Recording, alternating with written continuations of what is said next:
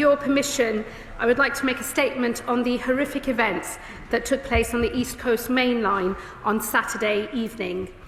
I am sure I speak for everyone in this House when I say that my thoughts today are first and foremost with the victims, with their family and their friends, and all those who experienced this terrifying attack. My deepest thanks go to the emergency services, the British Transport Police, Cambridgeshire Police, Cambridgeshire Fire and Rescue and the East of England Ambulance Service. The speed of their response, as well as their skill and professionalism, were exemplary. I would also like to pay tribute to the breathtaking bravery of those on the train itself, including the heroic acts of the passengers and train crew who intercepted the attacker. I would like to draw particular attention to one member of the onboard crew who ran towards danger, confronting the attacker for a sustained period of time and stopped his advance through the train. He put himself in harm's way, suffered grievous injuries as a result, and remains in hospital today in a critical but stable condition. On Saturday, he went to work to do his job. Today, he is a hero and forever will be. Mr. Speaker, there is now a live investigation into what happened on Saturday night and the events that led up to it. I am therefore limited in what I can say today without putting successful prosecution at risk, and I am sure that all here agree that there must be one priority right now, and that is bringing the person who committed this horrific crime to justice. However, I will share what facts I can. At 7:42 p.m. on Saturday evening, police were contacted about an incident on a train travelling from Doncaster to London, with reports of several stabbings on board. The quick thinking of the driver saw the train diverted to Huntingdon Station. Within 8 minutes of the first 999 call, police had boarded the train and brought the attack to an end. 10 people were taken to hospital by the ambulance services, 8 of whom had life-threatening injuries. A further individual later self-presented at the hospital.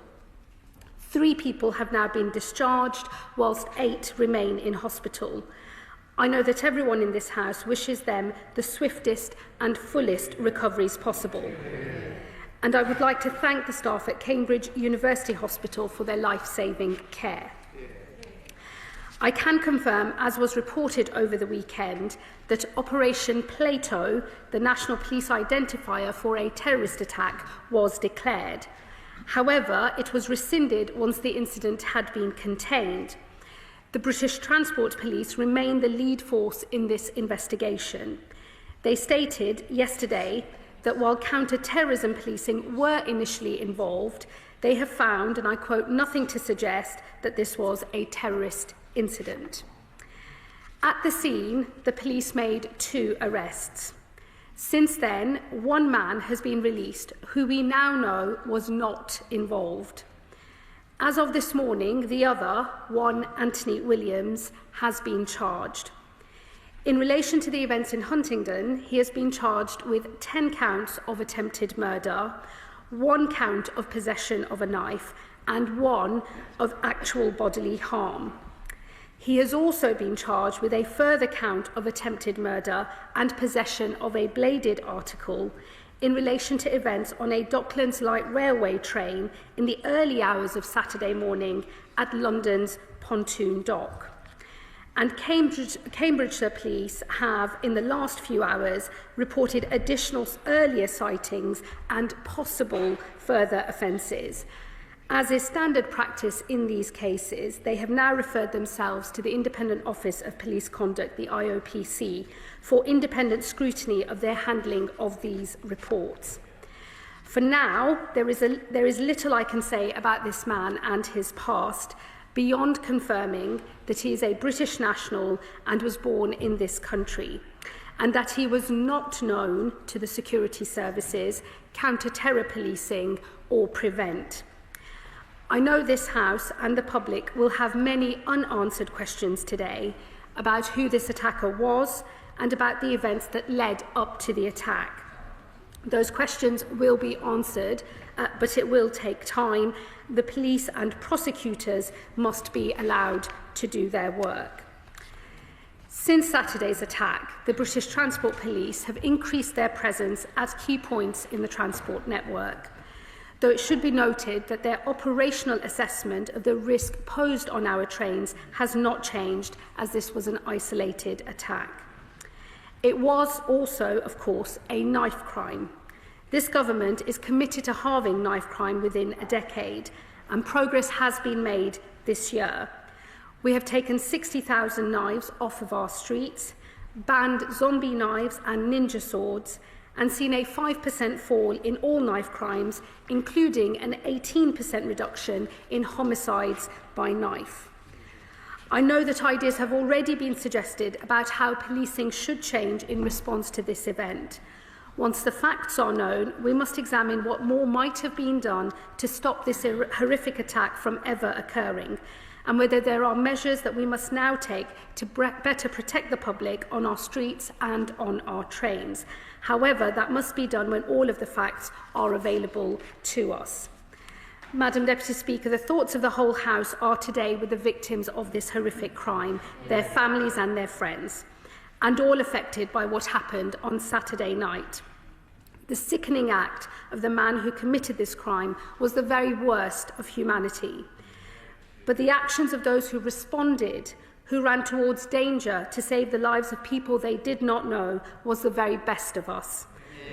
I know we all share in paying tribute to their extraordinary bravery today, and I commend this statement to the House. Shadow Secretary of State Chris Phil. Thank you, Madam Deputy Speaker. I thank the Home Secretary for advance sight of her statement. Our thoughts are with the victims of this appalling attack and their families, as the Home Secretary quite rightly said. I join her in paying tribute to the emergency services who responded so fast, and to the brave interventions by members of the public and the train staff that prevented an even worse tragedy from occurring. They are truly heroes. This attack has horrified and shocked the whole nation.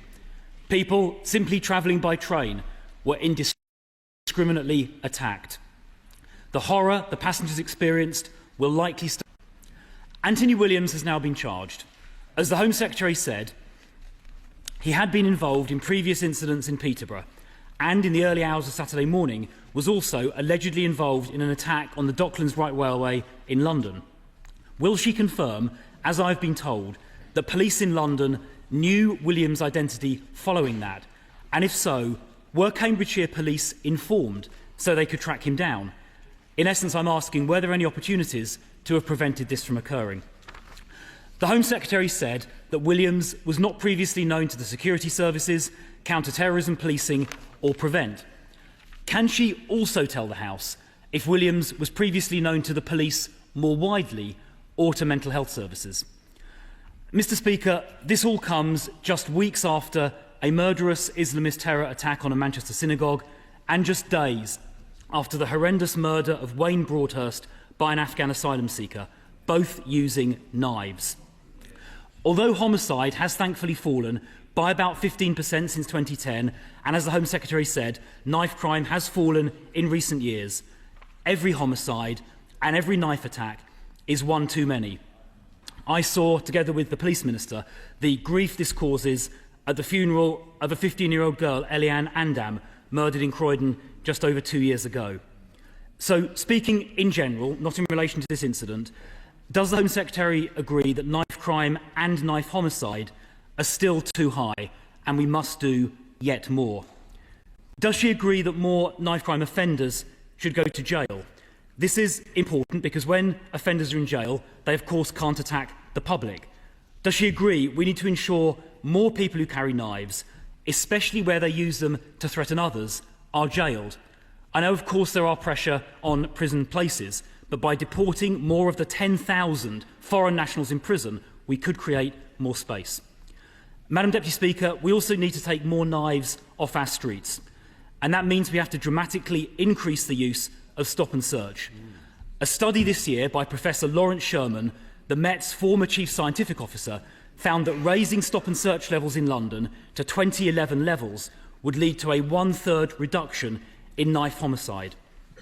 Some people complain that stop and search is used disproportionately in relation to some groups, but when measured in relation to the offending population, the disproportionality disappears, as set out by a recent policy exchange study. So, Madam Deputy Speaker, we should triple the use of stop and search to get knives off our streets and introduce year-round surge policing in the top 5% of high-crime hotspots, which will, of course, include many train stations. We must also use technology more.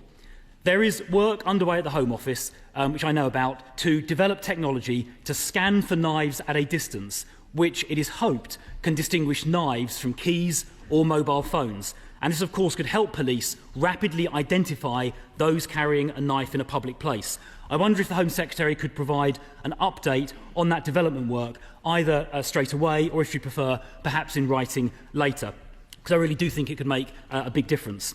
Finally, Madam Deputy Speaker, retrospective and live facial recognition can also identify wanted criminals, including those involved in knife crime. In Croydon Town Centre, the borough which the Police Minister and I represent in Parliament, in the last couple of years, around 200 wanted criminals, including 2 wanted rapists and others guilty of knife crime, who would not otherwise have been caught, were arrested using live facial recognition, and crime in Croydon Town Centre, including knife crime, has gone down as a result. The images of innocent passers-by are immediately and automatically deleted, addressing civil liberties concerns. So I really do hope the Home Secretary agrees and the Police Minister agrees that rolling out this technology nationally will have a dramatic impact on improving public safety, and they will certainly have my full support if they choose to do that. Madam Deputy Speaker, I know everyone in this House wants to see knife crime eradicated, more today, I'm sure, than ever before. So I hope the House will also support the tough steps needed to eradicate knife crime, because we owe the victims of these appalling crimes actions as well as words. Secretary.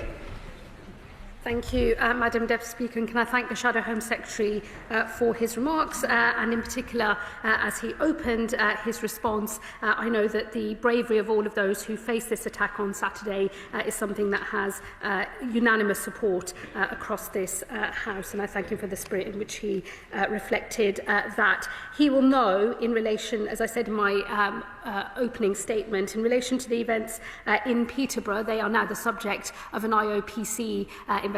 It's important that I don't say anything that seeks to get ahead of that, but I'm sure all of those questions will be answered in the fullness of time, and it is standard practice where there has been contact with police in the run-up to an event like this that those matters are referred to the IOPC to investigate and consider.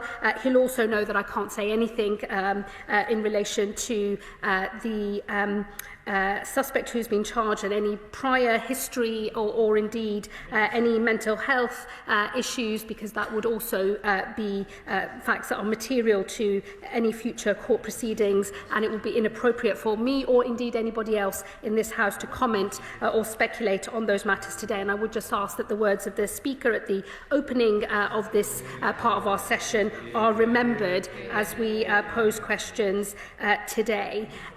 I agree with him that knife crime is far too high. This government is impatient to do everything it can to eliminate knife crime. It's why we've set ourselves an ambitious target, and we're pleased to have made some progress, though I agree with him that there is still much more to be done. And I hope on knife crime in particular, instead of playing politics across this House, where there is consensus, we are all able to work together in the spirit of trying to bring down the scourge of knife crime in our country. As I say, the numbers have gone in a positive direction, and I hope he will welcome that and work with us as we seek to make more progress. He referred to sentencing in particular. I do have to say, Madam Deputy Speaker, I think it's disappointing when members opposite do not reckon with the scale of the crisis in our prison system. This government inherited a prison system on the brink of collapse. It has meant difficult decisions ever since we have entered office in order to prevent this country from running out of prison places entirely. He will know that this government has deported more foreign national offenders since our term of office than was the case in the previous record under the previous government.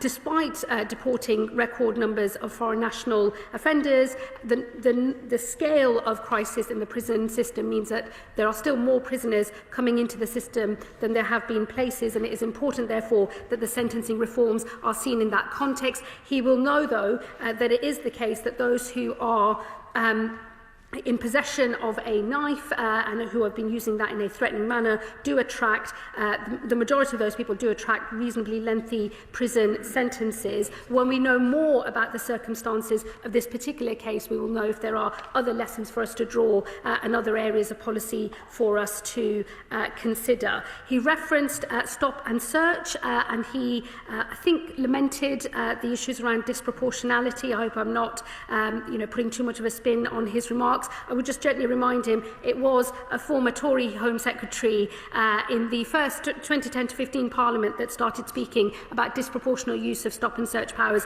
and changed the rules around stop and search to reflect the disproportionate use of that power back then. That has been the record of the previous government, but I hope he will recognise that the police already have the power to use stop and search indiscriminately where the intelligence suggests that that is required. That is an operational decision for police chiefs, and of course the decision as to whether to stop and search someone where there are reasonable grounds and suspicion is an individual operational decision for individual police officers. This is a well-used power, it is a well-understood power, it is an important power that is in our arsenal for tackling criminality, and this government fully supports its lawful use. Let me also say on live facial recognition, it's this government that will very soon be consulting on a new legal framework to underpin the use of live facial recognition. He will know that when his party was in power, it was left to individual police forces, and I believe it was South Wales and the Met who first rolled live facial recognition out, faced lots of legal challenges as a result thereof. The government did not then change their policy, but this government will consult on a legal framework so that all police forces across the country can use live facial recognition technology, confident that they will not find themselves defending those decisions in courts in the future. And I've also supported the rollout of 10 specific live facial recognition units across the country, and will look to do more as well in the coming months. In relation to scans for knives, let me just say to him on tech more broadly, I think there is much more that we can do to use emerging technology in order to help us tackle this type of criminality, and I'm happy to write to him about our current plans, but I will be setting out more in terms of our broader position in the coming weeks. Madam Deputy Speaker, knife crime is a terrible, terrible crime. It claims far too many lives in our country. It is important that we keep doing everything we can to bear down on the damage that knife crime causes and provide pathways for those who get caught up in the carrying of knives. That is an important bit of policy that we will carry on working on. But in relation to the attack that we are talking about primarily today, I do urge the House that before we draw broader policy conclusions, we wait until more of the facts are known. Select Committee Chair Ruth Cadbury. Thank you very much, Deputy Speaker, and I thank the Home Secretary for all her remarks, and also the Secretary of State for Transport, who's here today, for her comments on the media this morning. And I share, as all members of this House do, their concern for the victims and their families, and her recognition of the heroism of so many in this tragedy on Saturday. On behalf of my colleagues on the Transport Committee, I would like to pay particular tribute to all the staff of Avanti West Coast and Network Rail who responded so quickly, and in particular to the train driver who reacted so promptly to get the train to Huntingdon in order that the emergency services could meet it, and also to the onboard staff member who is in hospital after protecting passengers. Now, I know that people may be nervous of travelling by train, now, and I thank the work the government and the police services have done to ensure additional police presence at our rail stations, as I saw at Waterloo as I came on my way in here earlier.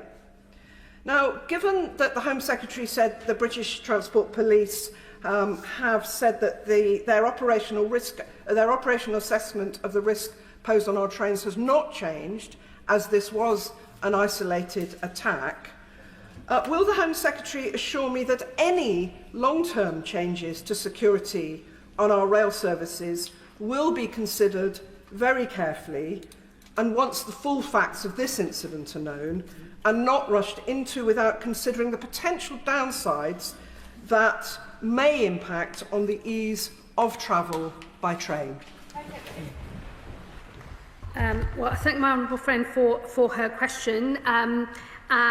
It's always a balance in terms of ease of travel for millions of people every single day, and making sure that people are safe. And of course, this government, the Transport Secretary and the rest of government will make sure that any arrangements we have, whether we remain with the current arrangements or anything that might change in the future, always strikes the right balance. That's the most important thing. But for now, based on our current understanding of this attack, the risk assessment has not changed. And although we're providing more reassurance to people so they feel safe getting on the trains in the aftermath of this attack, at this point there are no proposals to go further, but we will of course review that once more of the facts are known.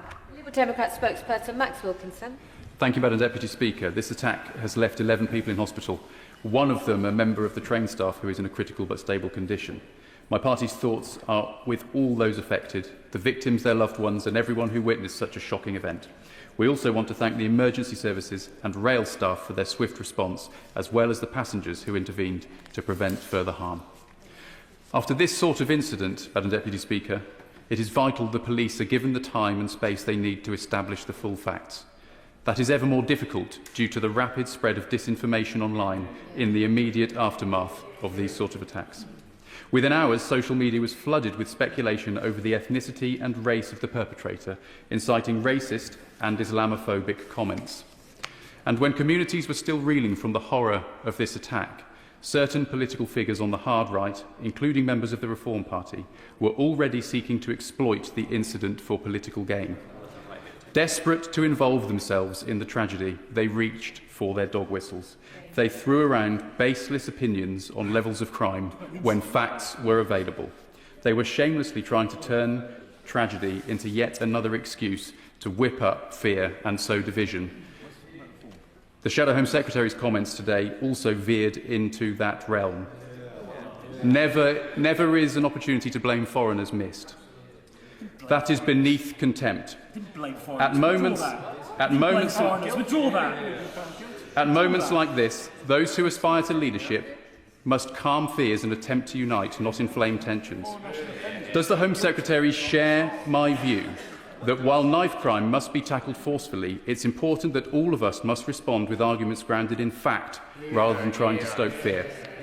Can the Home Secretary confirm whether the government holds data on violent incidents involving knives or sharp instruments where 3 or more victims were harmed in a single incident? If so, what is the trend over the past 2 years or any other time frame the Home Secretary has data for? And finally, the Home Secretary has said that the individual was not known to anti-terror police or Prevent. But when the facts are known, will she confirm that proper lessons will be learned about individuals who may pose a risk, be it as a result of mental health issues, an obsession with extreme violence, or other relevant factors?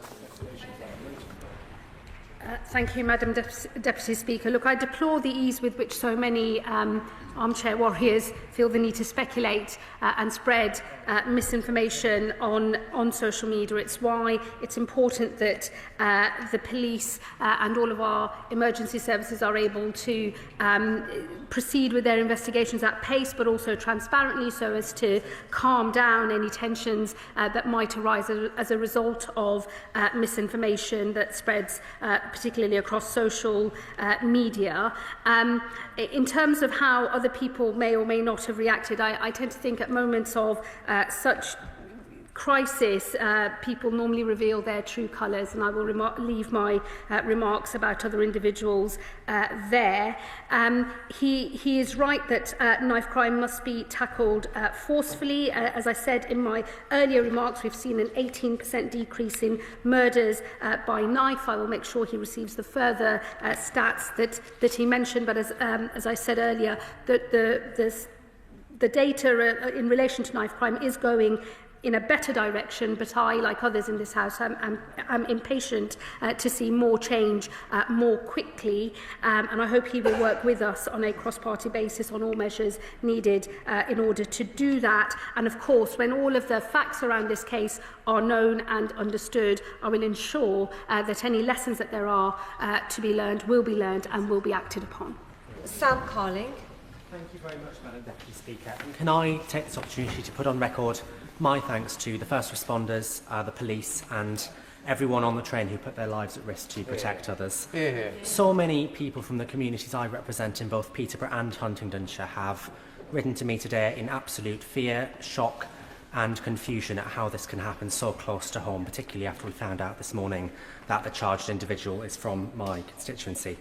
And I've had constituents really worried as well and alarmed about these reports over the last few hours that the offender may possibly have been involved in further incidents in Peterborough and London.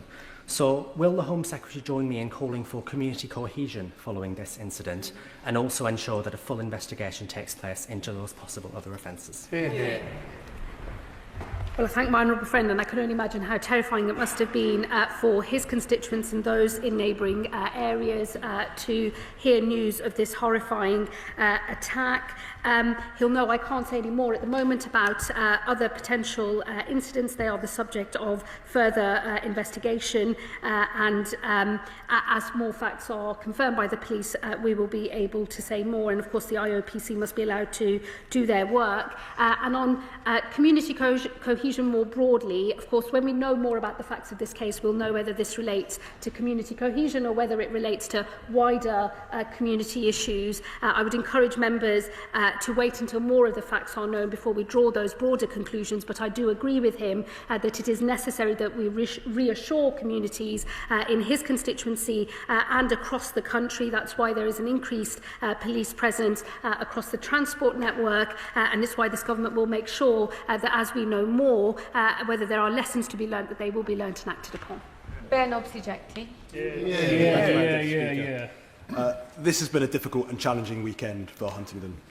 My thoughts are with the victims of this terrible tragedy, to the LNER crew member whose heroic and selfless actions, placing himself in harm's way, saved lives at the cost of his own safety, and who remains in a critical but stable condition. To the other 4 victims who remain in hospital with stab wounds, and to the 4 who were discharged yesterday, as well as those who bore witness to the attacks and will still be processing their own experiences. I would like to place on record my praise for the emergency services response to Cambridgeshire Constabulary, whose unarmed response officers and firearms officers were able to place Anthony Williams in custody within 8 minutes of receiving the 999 call. To Cambridgeshire Fire and Rescue Services, our Air Ambulance Services and to the East of England Ambulance Trust for their incident response and for getting the casualties to Addenbrooke's Hospital. Also to the train driver, Andrew Johnson, and signalling staff, whose speed of thought in moving the train onto the suburban line from the high-speed line meant that the train could make the unscheduled stop at Huntingdon, a decision that curtailed the attack by several crucial minutes, allowed the police to apprehend the suspect and undoubtedly saved lives. The swift action of all those involved prevented a horrific attack from being far, far worse. I'm sure the Home Secretary and indeed the whole House would wish to share in my sympathies for those impacted by this horrific attack and my pride in the conduct, leadership and professionalism of the responders and railway staff. Well, can I thank the Honourable Member for both his question today, but also for his own work over the weekend. He was very quick to arrive at the scene, and I thought the Honourable Member handled himself with great honour and reflected in a very measured way the initial response to such a horrifying incident in his constituency. I think the way he's handled himself is a credit to him and to the people that he represents. And I, of course, agree with him in relation to his remarks about the bravery of all of those who were responding, the speed of the response, but also the bravery of those inside the train itself as well. And let me assure him that myself and my officials stand ready to work with him and others who are locally on the ground to make sure all lessons are learned as we move forward. Andrew Pakes. Thank you, Speaker. And can I associate myself with the comments about sympathy and empathy for the victims of this? The names of Peterborough and the town of my constituency of my right honourable friend Huntingdon have flashed up across the news and around the world this weekend because of the terrible events we've seen happening on Saturday night. Madam Deputy Speaker, I don't want my constituency to be known just because of the acts of a single perpetrator. So can I pay my tribute to the police, the train staff, the first responders and others who stepped forward when the actions were needed to do that. And can I also pay particular tribute to my own constituent, train driver Andrew Johnson, and his ASLEV and RMT colleagues on LNER who went beyond the call of duty on that evening. They showed the best of British values and the true face of the county I represent and its people. We don't know all of the information yet, but there is great anxiety in Huntingdon and in Peterborough from many people locally, as well as this being a national issue. So can I ask my right honourable friend, can she confirm that we will go and move every mile to tackle knife crime, ensure our streets and public transport remain safe for everyone for years to come? Thank you. Well, can I also pay tribute to my honourable friend? He made contact with myself and my officials very quickly after this attack came to light. And he, as other members in this House, is an assiduous constituency member of Parliament, and I'm sure he'll do everything he can to stand up for the people he represents and make sure that the wider area is not tainted by the actions of the attacker on Saturday. And he's absolutely right to remind the House that what we should remember is those who responded, not the acts of the attacker, but those that responded who put themselves in harm's way to protect those that they'd never met before and who are very much the absolute best of us. And again, I pay tribute to all of the staff on the train because what they were faced with was something utterly horrifying and they reacted with immense bravery and undoubtedly saved countless lives. Dame Karen Bradley. Thank you very much, Madam Deputy Speaker. And can I thank the Home Secretary for her statement and associate myself with the tributes that have been paid to the emergency services, the train crew, and our thoughts with the victims. When we have more information, I'm sure my committee will want to look at what actually happened and learn lessons from it. But can I draw the Home Secretary's attention to our current inquiry on new forms of radicalisation? And can I ask that if there are things that come out of this inquiry that are relevant for my inquiry, my committee's inquiry, that we make sure that we learn those points and include them as soon as possible? Well, can I thank the Chair of the Home Affairs Select Committee for the points that she has just made, and I look forward to working with her closely as we learn more of the lessons once all the facts in relation to this case are known. She is right more broadly, Madam Deputy Speaker, that we are seeing many new forms of radicalisation in this country and across Europe and North America in particular as well. And it is important that we are always stress testing and challenging the response that government has to tackling those new forms of radicalisation. It will need a change, I think, longer term in our understanding of what motivates serious violent behaviour, and I'm sure that is work that she and her committee will continue with, and I pledge to work with them as we try to tease out more answers to these particular problems. Florence Shalami. Thank you, Madam Deputy Speaker, and I want to associate my remarks with everyone who's made powerful tributes to both the train driver, the staff and members of the public, and I think this demonstrates why it is really important for us to have more than one person on the train. The train guards play a vital role in protecting passengers. My constituency is home to both Vauxhall and Waterloo, busy mainline stations. In under 6 weeks, we're going to have millions of people travelling on the public network service coming home for Christmas. Those people need to be reassured that train travel is an efficient and good way in terms of travelling across the country. My honourable friend, the Home Secretary, mentioned that there will be additional resources across the network for the next few weeks. Will that go on into that busy Christmas period? And this is an issue which obviously covers with the Department for Transport. There is the strange funding mechanism for the British Transport Police. Transport geeks will know that it's actually funded by the industry, not directly from the Home Office. But as we take on more control of the public network and the train service, this will fall onto the government. Is this an area that the Home Secretary and the Transport Secretary will be looking at and making sure we've got a funded, fully funded British Transport Police to protect people travelling on public transport? Well, thank my honourable friend for her question. The first thing I would say, Madam Deputy Speaker, is thankfully incidents as we saw on Saturday are very rare, and our train system is generally speaking very safe, and millions of people use it every day without incident. So we have a strong base, I think, to build on. But of course, given what has happened and the horrifying nature of the attack and the indiscriminate way in which victims were stabbed whilst on that train on Saturday, it is important, I think, that British Transport Police have made that decision to increase police presence across the railway network. It's an operational decision for them as to how extensive that is and how long that goes on, but we have a very good working relationship with British Transport Police. I've been very impressed with their response to this attack. I've been working very closely with them over the weekend. I do pay tribute to them and all of their officers, and I will be led by British Transport Police in terms of the operational decisions that they are making. On the wider policy questions that she raises, as more of the network is nationalised, I will of course pick up those conversations with the Transport Secretary. Charles. Deputy Speaker, more generally on knife crime, isn't there a disconnect though between what magistrates are able to do? For example, under the Restriction of Offensive Weapons Act, somebody can get a custodial sentence, let's say 51 weeks, and yet under the government's current sentencing bill, there will be a presumption that a 12-month custodial sentence will not be required. So I just wondered what the Home Secretary might do to try and get around that, to ensure that the magistrates do have more powers, more sentencing powers, given that, yes, possession of a knife is not the use of a knife, but clearly the one so often, sadly, does lead to the other. So there's clearly a legislative disconnect, and I hope the Home Secretary will look at that. Thank you.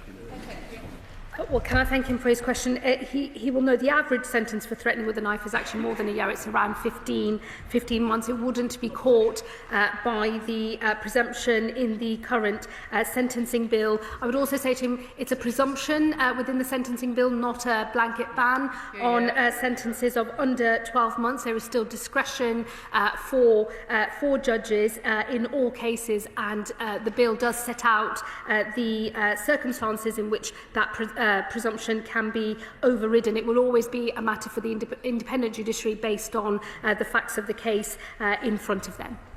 Thank you, Madam Deputy Speaker. I start by joining others in expressing sympathy to all those who have been affected.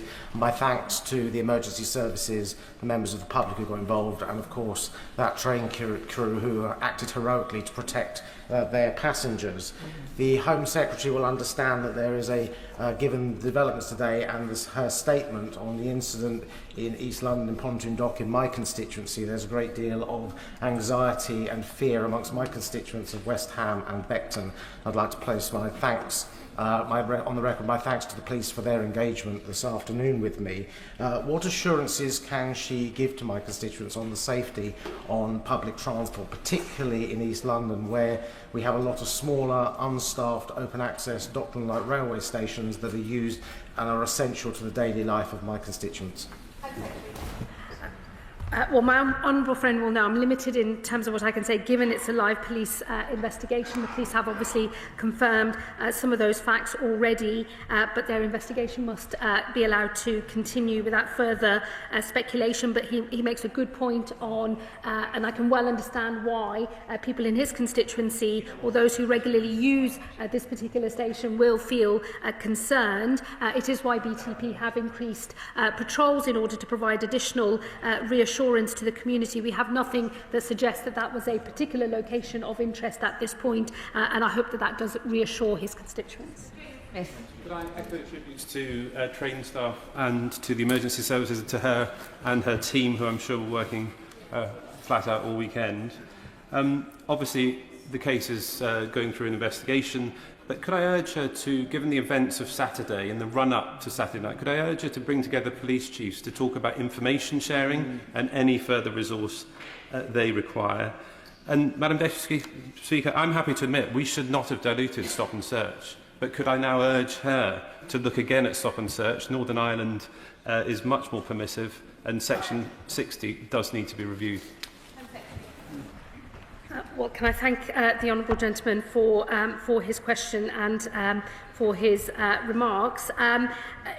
My experience over the weekend in terms of the different police forces and different emergency services who responded to this attack is actually that they work together very well, and I was very pleased to see that level of coordination, especially when different forces are responsible for different things. But you know, at the start of this incident, counter-terror police were supporting the investigation. That was stood down, but if it had needed to be stood up again, I know that that would have been almost instantaneous as soon as the request was made. So my initial experience of and impression of the collaborative working has been very positive, and I do pay tribute to everyone involved in that over the weekend. On information sharing, I will take that away because I think that, and reflect on what he said, it is important, especially when there's such a huge incident taking place in the country with lots of information going out through different forms, that we make sure that there is complete coordination. If he has any specific concerns in relation to this incident, I'll be very happy for him to write to me, and I will ensure that I respond, but I will pick up that conversation with the NPCC and others as well. And look, let me just reassure him on stop and search. I think this is a very valuable tool that the police have. I will always want to see it used wherever it is appropriate to do so. My understanding and my conversations with police so far suggest that from their operational perspective, the powers they have work quite well. But of course, I will always be open-minded and be willing to look again at any of these issues should the advice from police change, or should the experience that we have of the way that the powers are used change as well. Picture. Thank you, Madam Deputy Speaker. If I can start by just associating myself with the many tributes that have been given today to those people on the train that tried to prevent the attack, the staff and the responders. As a member of Doncaster East and Isle of Axome, I use the Doncaster King's Cross service most weeks. I know many of my constituents and people across Doncaster are deeply shaken by this appalling attack, but that service is an indispensable part of our lives. So will my right honourable friend, the Home Secretary, set out the immediate steps that she's taken to reassure passengers who use that line, but also the best way that we communicate that to ensure that they have peace of mind as they travel on those trains over the next few days? Well, look, I think we should all take confidence from the speed of the emergency services response to this attack, which has drawn justified and wide praise across this House today. As I say, the speed of that response meant the attack was brought to an end as quickly as possible, and many lives, I believe, were saved as a result of that response. And I do think that whilst the incident itself is deeply shocking, and I can fully understand that people who use the service on a regular basis will be feeling shaken by this news, the fact that our emergency services were able to respond so quickly, I think, is something that we should all be confident in and take pride in. And then, of course, the British Transport Police have increased police presence across the network in order to provide more reassurance to people. But as I say, thankfully, in this country, incidents of this nature across our transport network are very, very rare. And I think everyone in this House will want to work together to make sure that remains the case. Madam Deputy Speaker, and I join the Home Secretary and my constituency neighbour, the Honourable Member for Huntingdon, in their thoughts for the victims and their families, and also in paying tribute to Cambridgeshire Police, Cambridgeshire Fire and Rescue, the East of England Ambulance Service, the staff at Adam Brooks Hospital, and of course the train crew and passengers for their response on Saturday evening. Now, while respecting the ongoing investigation and the IOPC process, can she assure the House that the extraordinary bravery and professionalism demonstrated by all those involved in containing this incident and providing life-saving care will be properly recognised in due course? Well, I thank the Honourable Member, and I, of course, absolutely agree with everything he said in praise of all of those who responded to this attack. I will make sure that once we are through court proceedings and the full facts of the incident are known, there will be an appropriate moment to be able to thank all of our emergency services and the brave passengers in an appropriate way when the time is right. Rachel Hopkins. Close. All the LNER train crew and train driver involved in the action. Their swift action and their extensive training to respond to emergencies was undoubtedly critical to saving many lives. Railway staff will be deeply concerned that this terrible incident has taken place against a backdrop of year-on-year increases on violent assaults on rail staff. What conversations is the Home Secretary having with the Department for Transport colleagues regarding resources and support needed to keep rail staff and passengers safe on our railways? Well, I know that from my conversations with the Transport Secretary over the weekend, these are issues that are very much on her mind. And of course, there is crossover with those of us in the Home Office, but primarily the responsibility sits with the Transport Secretary. I will make sure that she gets a fuller response to her question, but she should rest assured that in this government, we recognise that assaults on any of our public sector workers are unacceptable, and the government will always do everything it can to stamp that out. Barclay. Deputy Speaker, could I join my fellow Cambridgeshire MPs in the tributes they've made? The Home Secretary, in her statement, indicated she was receptive to the deployment of facial recognition at railway stations. Could she clarify on the current timeline, what's the earliest date that would be deployed more widely? And given some of the early lessons coming out of this case, what scope is there for the government to accelerate that timeline? Well, the consultation that I referred to in my earlier remarks in terms of the legal framework for much wider use of live facial recognition will just be in the next few weeks, so that's all but upon us. I referred to the funding for 10 new mobile units which has been made available, and British Transport Police is preparing a pilot of live facial recognition technology at selected railway stations in London. It will run for a period of 6 months. The exact dates will be public in due course, and I will make sure we write to him with those when they are decided. Thank you, Madam Deputy Speaker. With LNER headquartered in my constituency of York, I have written to David Horn, the Managing Director, to offer my support to him and pass on my best wishes to his crew. I also want to put on record my thanks to the signallers who made it possible to shift the train onto the line, who are also based in my constituency of York. Last summer, I sought to amend the Crime and Policing Bill with an amendment to provide greater protections for transport staff in the light of the increased risks they are facing. With the bill about to enter committee stage in the House of Lords, will the Home Secretary look at my amendments again and ensure that we do provide those protections for transport staff? Honourable friend, I'll happily discuss with her the content of her earlier amendment, and even if not accepted for the bill, I'll ensure that the policy question that she's raising is picked up by our colleagues in the Transport Department. We are running out of time, so I'll ask the questions to be short and, of course, the answers as well. Stephen Gethings. Madam Deputy Speaker, can I put on the record our best wishes to the victims and our thanks to the emergency services and railway staff who did a remarkable job. I know she can't comment on the case in particular, but one concern that I have is around the speculation and disinformation that is rife on social media. Can she make it her job to maybe have a conversation with the social media companies, because that kind of speculation does no service to the victims or to the police who are pursuing this issue? The most important thing is that official sources of information are able to be as transparent as quickly as possible, so the vast majority of this country that doesn't just get its news from social media knows what is happening. Of course, there'll be a role for the Online Safety Act in future as well. Thank you, Madam Deputy Speaker, and I do thank the Secretary of State for her statement and for bringing it to us so promptly. I use LNER every week to come to this place, and I always knew the staff were great, but I didn't realise they were heroes. And I think the response we've seen from both the staff and the public on the train really was the best of Britain. But I think the response to social media was absolutely shameful, I'm honest, absolutely shameful. And it shames us as a country, actually. Yeah. But LNER does connect Edinburgh South West to destinations north and south. And I'm sure my residents will be really pleased to hear what they are looking at facial recognition on the transport network, because I think it's incredibly important.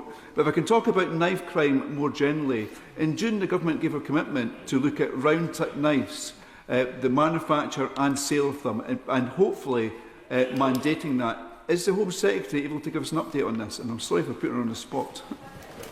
We'll be publishing a knife crime strategy very soon. What I would say about rounded top knives is I understand the reason why some people think that is part of the solution. I will, of course, consider all of the evidence, but in the end, we have millions of normal kitchen knives available, and so we've got to do a much better job on all of the other areas, such as prevention. Julian Lewis.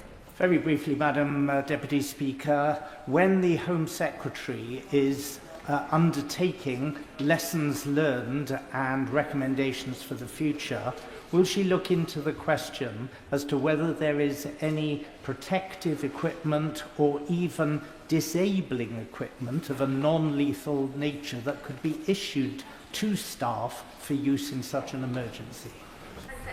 Thank you. Well, we'll know that tasers were deployed to bring this incident to a close on Saturday. But let me assure him, even if it's not part of the wider lessons learnt from this case, once all the facts are known, I will, of course, take under consideration the points that he has made. Nav Mishra. Thank you, Madam Speaker. Madam Speaker, my thoughts and prayers are with the victims of this brutal attack, and of course my tribute to the amazing courage and bravery of the train crew, but also the first responders. Like my friend from Vauxhall raised, I have serious concerns about the funding arrangements for British Transport Police. So can I encourage my right honourable friend, the Home Secretary, to work with the Department of Transport and the Secretary of State for Transport to make sure that the funding arrangements for BTP are good going forward? Yes, I agree with my honourable friend of the vital role that BTP plays. Their funding for this year is actually 6% higher than previously. They have a hugely important role, and I'm sure the Transport Secretary will do everything she can on the funding front. Clynnis Meddy. Mine and Plaid Cymru's colleagues' thoughts are with everyone affected by this appalling attack. They're also with the train driver, crew and staff whose quick thinking and decisive action helped protect many from the worst of outcomes.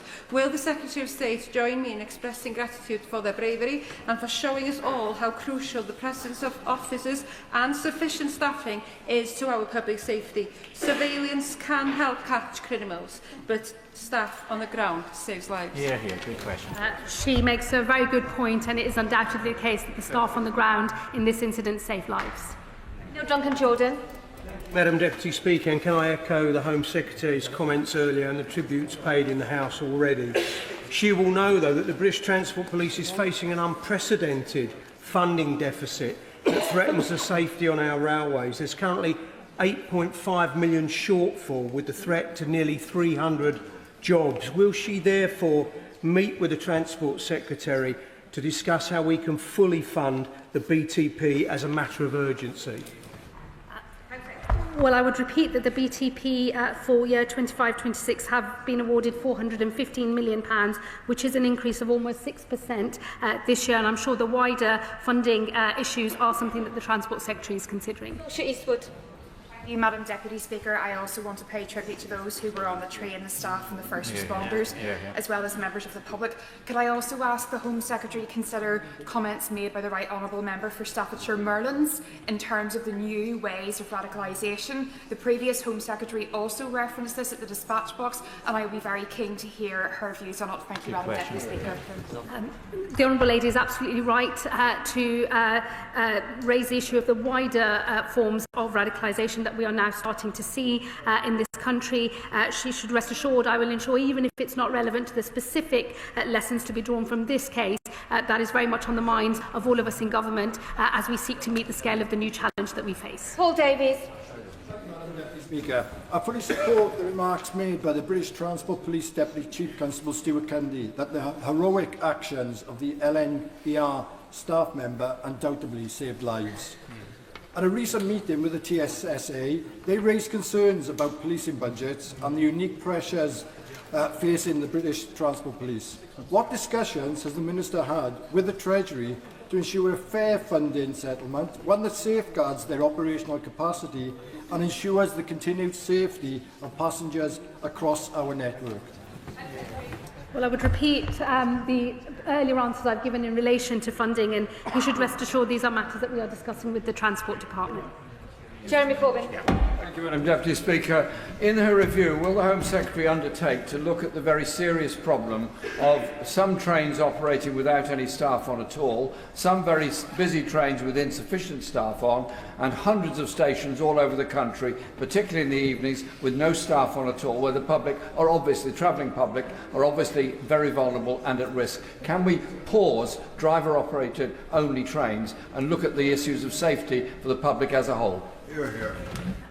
Well, we will be led by the operational assessment made by British Transport Policing in terms of what is required, and he should rest assured the government will make sure that where we have a role to play in terms of keeping people safe on the transport network, we will do so. Mary Kelly-Foy. Just thoughts are with the victims of this horrific attack. The RMT union has called for urgent meetings with the government, with police and the industry to ensure that we have the strongest resources and procedures in place to protect staff and passengers. Can she confirm that the Department for Transport and the Home Office will facilitate these meetings as soon as possible? Well, I can assure her that myself and the Transport Secretary will, of course, be discussing all and any lessons to be drawn from this incident, and that there will be a cross-government response that meets the scale of the challenge that we face. Adam.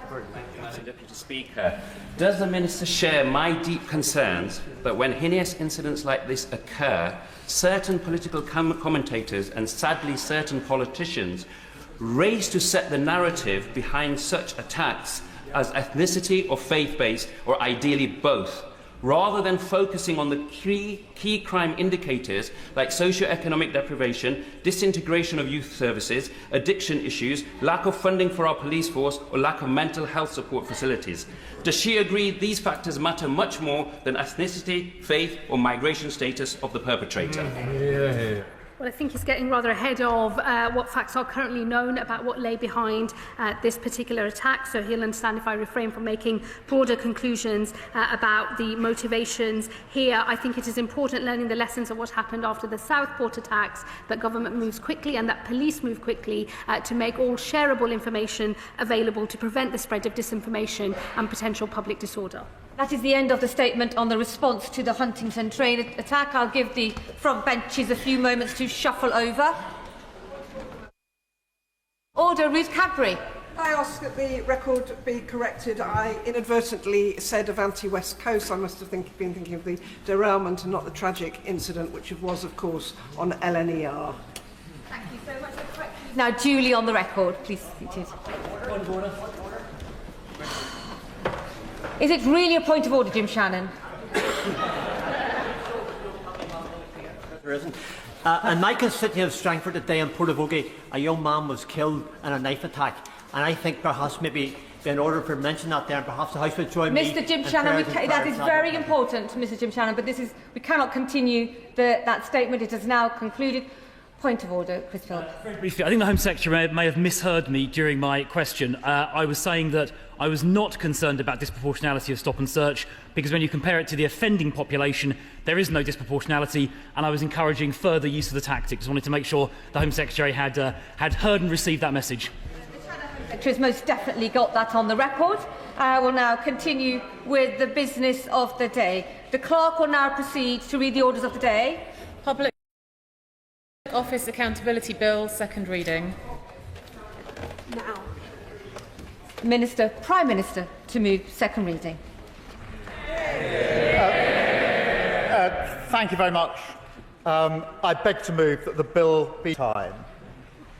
Before I come to the bill, Madam Deputy Speaker, I want to put on record in this House my own tribute to the police, the first responders, and in particular to the heroic actions of both the driver and members of staff on board the Doncaster to London train, where such a vile and horrific attack took place this weekend.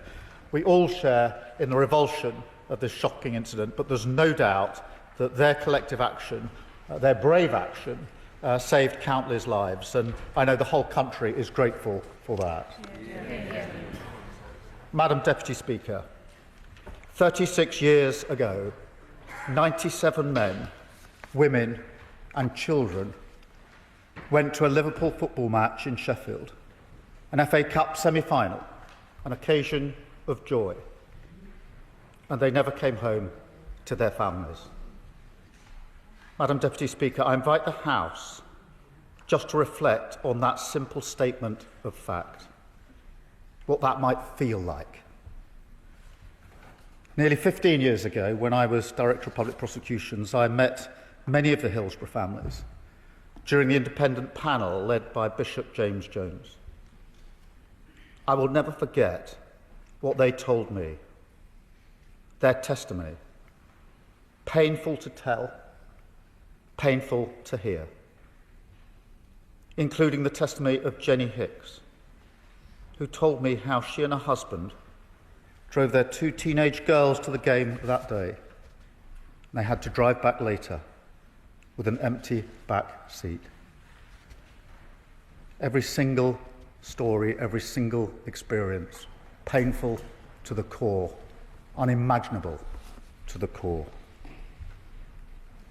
And so, Madam Deputy Speaker, before I come on to the bill and the contents of the bill, I want to begin this debate with a simple acknowledgement, long overdue, that the British state failed the families and victims of Hillsborough to an almost inhuman level. But, Madam Deputy Speaker, those victims and their families, their strength, their courage, their refusal to give up, a determination no matter what was thrown at them, to fight for people they'll never know or meet, to make sure that they never go through something like this again. They are the